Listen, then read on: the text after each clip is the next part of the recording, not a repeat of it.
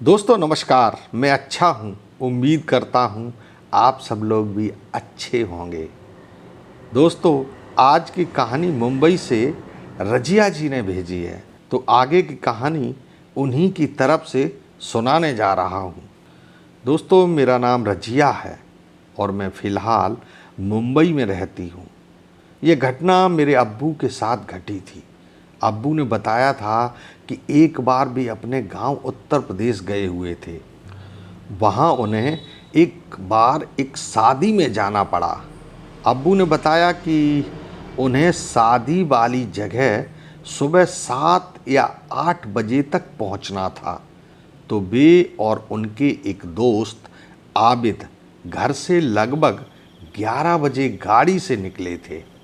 रास्ते में जब ये लोग कुछ घंटों का सफ़र तय कर चुके तो उनके दोस्त ने अब्बू से कहा, यार बहुत भूख लगी है, कुछ खा लेते हैं।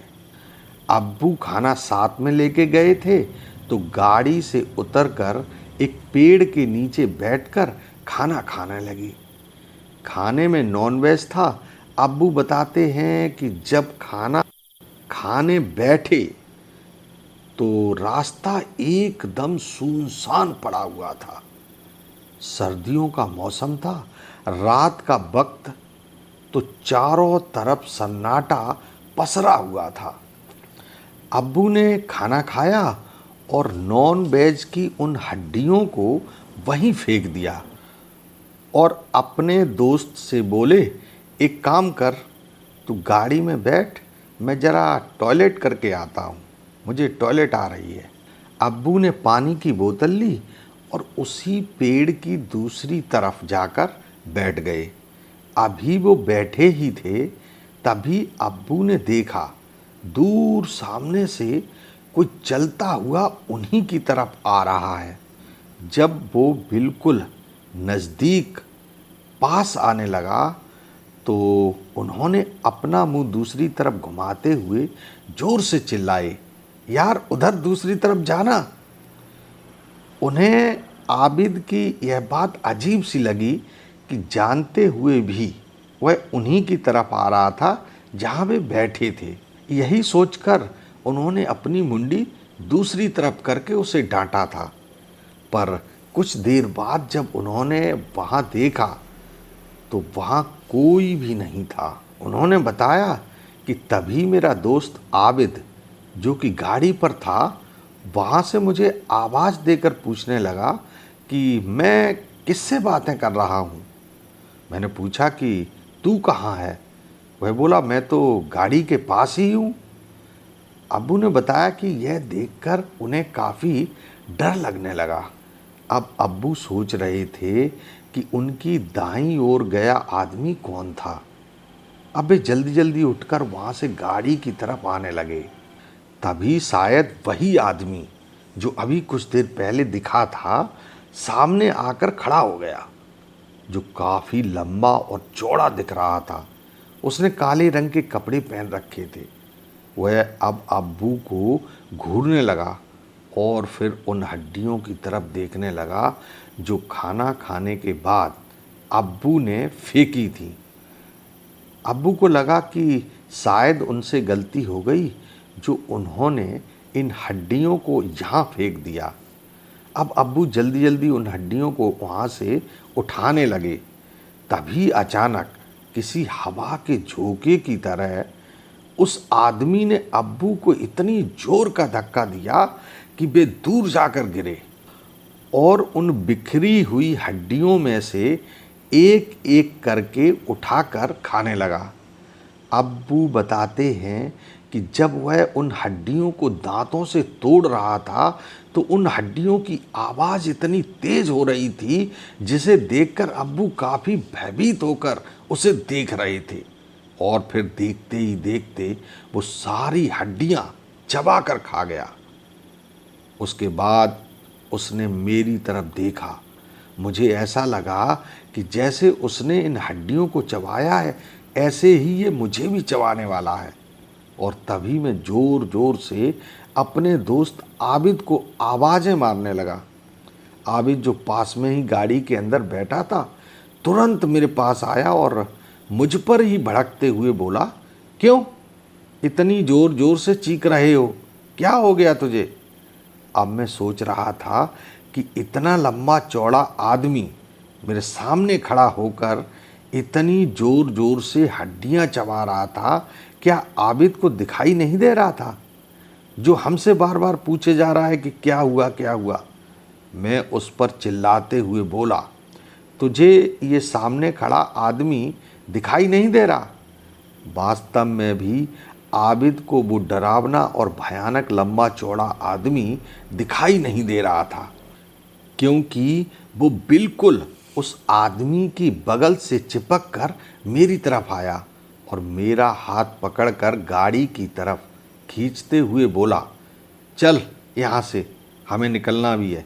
यदि कोहरा पड़ना शुरू हो गया तो रास्ते में यहीं हिलगे रहेंगे। आबिद मुझे लगभग खींचते हुए गाड़ी तक लाया और अंदर बैठाकर खुद जल्दी से ड्राइविंग सीट पर बैठकर तेजी के साथ गाड़ी आगे बढ़ा दी। पर मैं हक्का बक्का सोच सोच कर काँप रहा था कि आखिर वो था कौन जो मुझे दिखाई दे रहा था पर आबिद को नहीं। वहाँ से हटते ही आबिद ने मुझे बताया कि वो एक शैतान था या फिर बुरी आत्मा। कौन था यह तो मैं नहीं जानता, पर थी कोई बुरी आत्मा। अब मैंने चौंकते हुए पूछा कि तुझे कैसे पता? तब उसने बताया कि वो आदमी मुझे भी दिखाई पड़ रहा था, पर यदि मैं उसे इग्नोर नहीं करता तो शायद हम दोनों का वहीं अंत हो जाता। इसके बाद अब्बू बताते हैं कि हम लोग जहाँ जा रहे थे वहाँ तो पहुँच गए, पर अब्बू की तबीयत बिगड़ गई। जैसे तैसे शादी का कार्यक्रम अटेंड करके वे दवाई लेकर सो गए तो शाम को ही उठे, क्योंकि वापस घर के लिए भी निकलना था। अब तबीयत में भी सुधार हो गया था।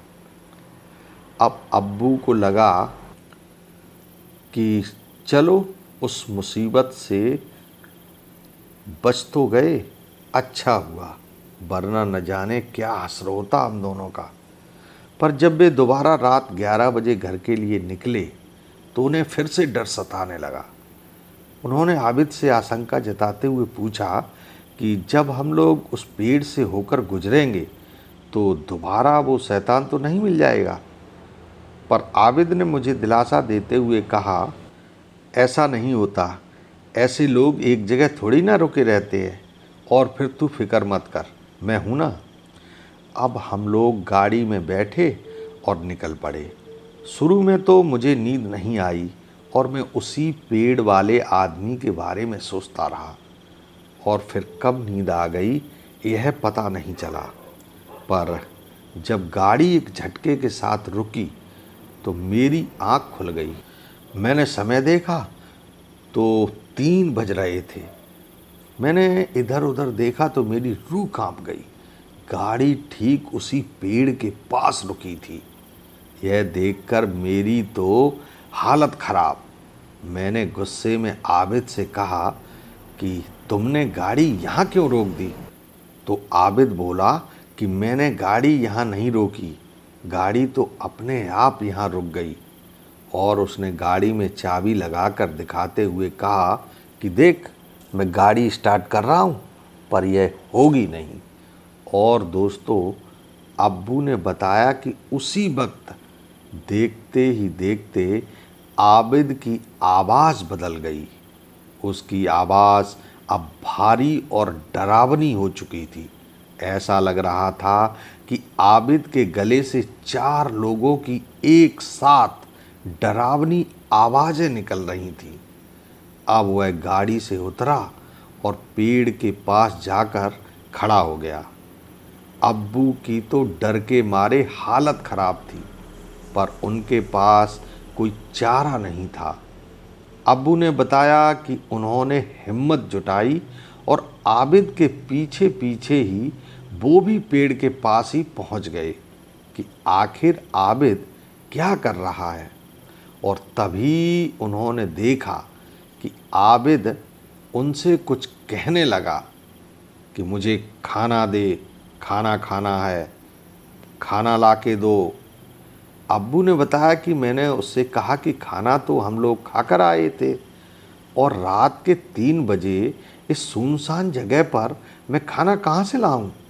पर आबिद तो एक ही बात बोले जा रहा था, मुझे खाना चाहिए, खाना चाहिए ही चाहिए। तू मुझे कहीं से भी खाना ला कर दे या फिर तू ही मेरा खाना बन जा। अब्बू ने बताया कि जब उसने यह कहा कि तू ही मेरा खाना बन जा तो उन्हें ऐसा लगा कि मेरा तो हार्ट अटैक हो जाएगा। चारों तरफ भयानक अंधेरा छाया था, रोड पूरा खाली पड़ा था।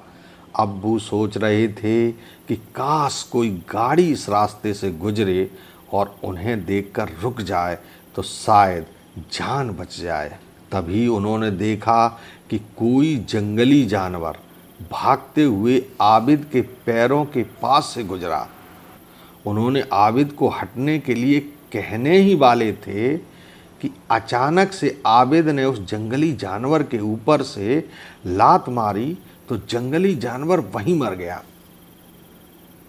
अब्बू ने बताया कि मैंने देखा, ठीक से तो नहीं देखा कि वो अब्बू ने बताया कि मैंने ठीक से तो नहीं देखा कि वो कौन सा जानवर था, पर खरगोश जैसा लग रहा था जिसे आबिद ने कच्चा ही चबा चबा कर मेरी आँखों के सामने खा लिया। उस जानवर को खाने से आबिद के पूरे कपड़े खून से लाल हो गए थे। उसके मुंह पर भी खून लगा था और हाथों पर भी। जो दृश्य इतना भयानक लग रहा था कि कोई देखे तो कांप जाए। इसके बाद वो उसी हालत में मुझसे बोला, अब चलो चलते हैं। और फिर हम दोनों गाड़ी में बैठ गए और इस बार उसने जैसे ही गाड़ी को चाबी लगाई, गाड़ी स्टार्ट हो गई।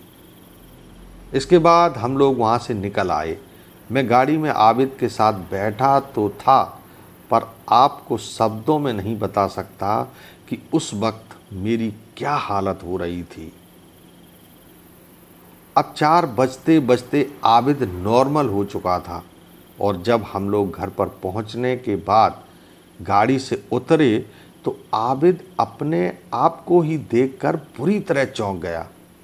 अब वो मुझसे बार बार पूछ रहा था कि यह सब कैसे हो गया, पर मैं उससे क्या कहता।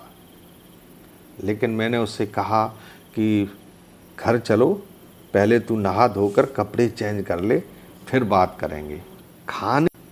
आबिद जब नहा धोकर तैयार हो गया तो मैंने उसे लेकर सीधा पीर बाबा की दरगाह पर गया और वहाँ जाकर मौलवी साहब को सारी बात बता दी। तो उन्होंने कहा कि इसे 3 दिन के लिए यहीं रहना होगा। मैं उसे 3 दिन के लिए वहीं छोड़कर घर चला आया और यह सोच रहा था कि अब मुसीबत खत्म हो जाएगी। पर दोस्तों, अब्बू ने बताया कि जब वे घर पर सो रहे थे तो अचानक से रात को उनकी आँख खुल गई। तभी उन्होंने देखा कि कोई भारी कदमों से घर के पिछवाड़े में घूम रहा है। उन्होंने उठकर देखा तो उनके पैरों तले जमीन खिसक गई। वहाँ वही दानवी आकार वाला आदमी काले कपड़ों में घूम रहा था जो शादी में जाते वक्त पेड़ के नीचे मिला था। इससे पहले कि मैं कुछ और सोचता, मुझे देखते ही वो प्रेत मेरे पास आकर बोला, मुझे भूख लगी है, खाना दो। मैंने कहा, इस वक्त में खाना कहाँ से दूँ। तभी वो सूंघते हुए मेरी किचन में घुस गया और जो कुछ भी किचन में था वो सब खा गया। अच्छी बात यह हुई कि उसके बाद बाहर का दरवाज़ा खोलकर वो खुद ही बाहर चला गया। अब मैंने एक चैन की सांस ली और जल्दी जल्दी किचन साफ़ किया, क्योंकि सुबह मेरी पत्नी या बच्चे पूछते तो उन्हें क्या जवाब देता। और चुपचाप सुबह अकेला ही मैं मौलवी साहब के पास पहुंच गया। वहाँ जाकर मैंने मौलवी साहब को पूरी बात बताई। फिर मौलवी जी ने बताया कि वो शैतान अब आबिद के पास आ नहीं सकता, इसलिए अब वो तुम्हारे पीछे पड़ गया है। मैंने पीर बाबा से कहा कि इससे पीछा छुड़ाने का कोई तो तरीका होगा। फिर उन्होंने एक ताबीज़ देते हुए कहा कि इसे अपने मेन दरवाजे पर टांग देना, इससे वो तुम्हारे घर नहीं आ सकता। और ठीक उसी वक्त उसी जगह पर जाकर कुछ तांत्रिक क्रिया करनी होगी। इसके बाद मैंने मौलवी साहब को लेकर रात के 1 बजे उसी पेड़ वाली जगह पर पहुंचा। इसके बाद मौलवी साहब ने वहां आग जलाई और मन में कुछ बोलने लगे। तभी अचानक से वही दानव वहाँ प्रकट हुआ, परंतु वो अब हम लोगों के पास नहीं आया। दूर खड़ा सब देख रहा था कि वहाँ हो क्या रहा है।